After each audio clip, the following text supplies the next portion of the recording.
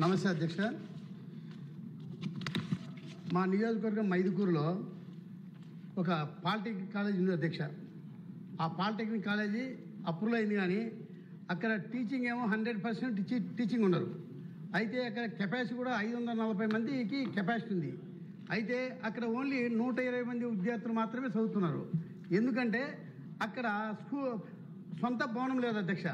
ఎక్కడో బాడిగ దాంట్లో నడుస్తున్న దానివల్ల విద్యార్థులు కూడా అక్కడ వచ్చేదానికి చాలా ఇబ్బంది పడుతున్నారు.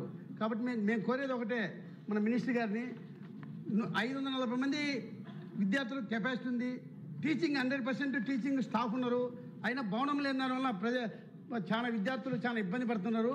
దానికి ఒక సొంత భవనం ఏర్పాటు చేస్తే మా నియోజకవర్గం విద్యార్థులకు మేలు జరుగుతుందని చెప్పి నేను మంత్రివర్యులను కోరుతున్నాను అధ్యక్ష. అదే రకంగా మా నియోజకవర్గంలో భీమఠం మండలంలో ఒకటి నవోదయ స్కూల్ ఒకటి శాంక్షన్ అయింది అధ్యక్ష. ఆ నవోదయ స్కూల్ శాంక్షన్ చేసినాక దానికోసము ప్రపోజల్స్ పంపించమని చెప్పి మినిస్టర్ గారు జిల్లా అధ్యక్షులు పంపించారు. అయితే ప్రపోజల్స్ వచ్చి లేట్ అవుతున్నాయి. ఆ ప్రపోజల్ వచ్చేదాకా ఇప్పుడు ఆల్రెడీ బ్రహ్మశలం ఒకటి ఖాళీగా ఉంది.